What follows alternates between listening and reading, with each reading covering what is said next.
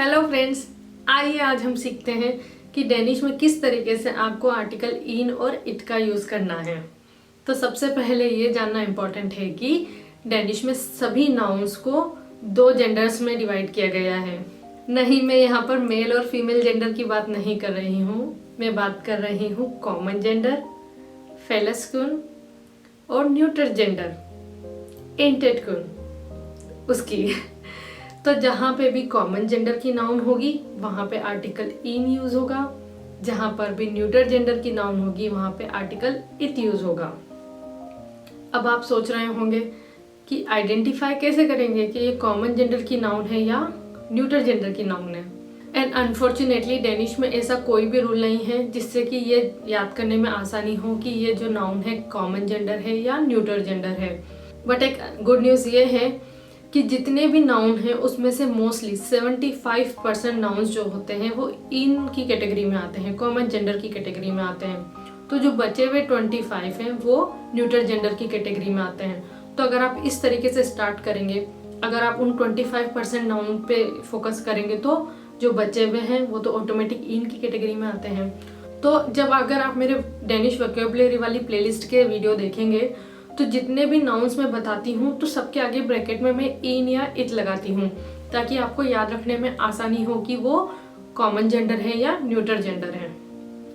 अब आप सोच रहे होंगे क्या ये इतना इम्पोर्टेंट है, क्या मैं अगर इट की जगह इन बोल दूंगा तो डेनिश लोगों को समझ नहीं आएगा? तो इसका जवाब है yes, it is very important.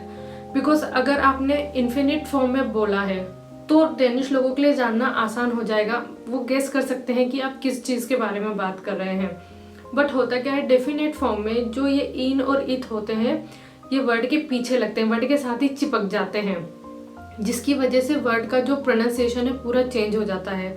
और वहाँ अगर आपने गलत यूज़ कर लिया है आर्टिकल उसको पीछे लगाने वाले फॉर्म में तो लोगों के लिए समझना मुश्किल हो जाएगा कि आप क्या कहना चाहते हैं।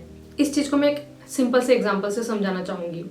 जैसे कि कार कॉमन जेंडर की नाउन है, इन बिल अ कार, डेफिनेट फॉर्म में ये हो जाएगी बीलन, ई एन जो है पीछे लग जाएगा, बीलन द कार।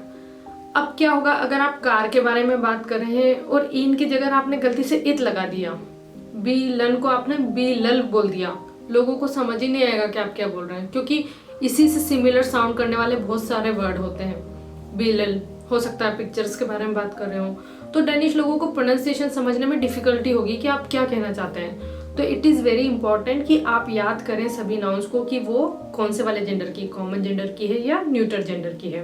तो यहाँ पे मैंने सब कुछ बहुत सिंप्लीफाई कर दिया है और आपको समझने और याद रखने में आसानी होगी।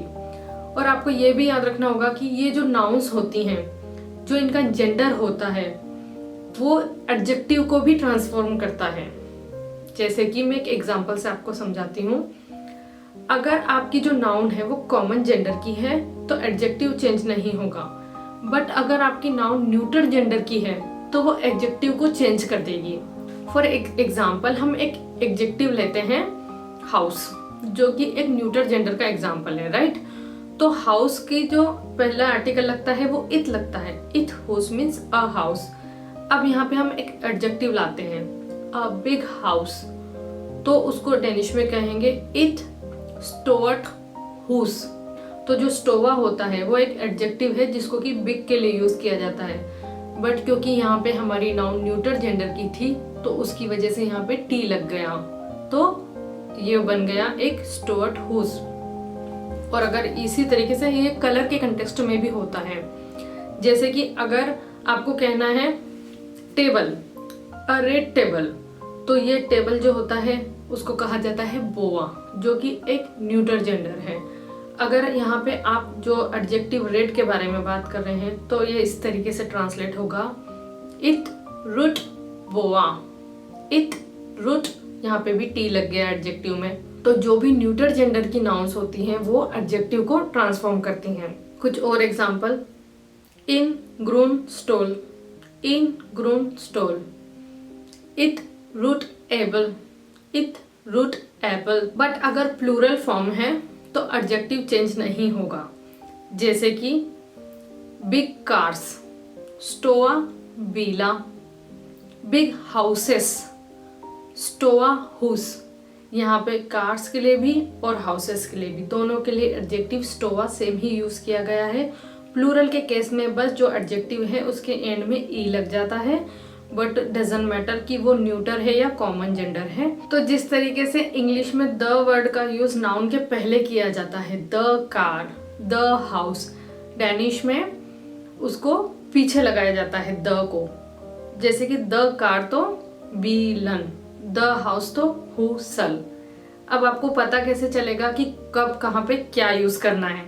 तो इसके लिए सिंपल सा रूल है, जब आप जनरलाइज बात कर रहे होते हैं तो आप इन या इट का यूज करेंगे, इन्फिनिटिव फॉर्म में उसको यूज करेंगे। जैसे कि याय हा इन बील, याय हा इट हुस, इन बील इट हुस। बट यहाँ पे अब मैं स्पेसिफिक के बारे में अगर बात करूं, जैसे कि बीलन या न्यू, बीलन या न्यू means the car is new. हुसल या गामल्ट, हुसल या गामल्ट, the house is old. So generalise बात करेंगे तो इन्फिनिट फॉर्म यूज करेंगे, नाउन के पहले इन और इट लगेगा। और अगर स्पेसिफिक चीज के बारे में बात कर रहे हैं तो डेफिनेट फॉर्म यूज करेंगे, नाउन के बाद में इन या फिर इट लगेगा।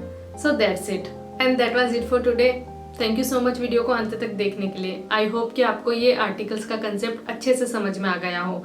लेकिन अगर नहीं आया है और कुछ डाउट है तो you can write me in the comment section. I'll see you in my next video. तब तक के लिए have a good weekend soon. Hi.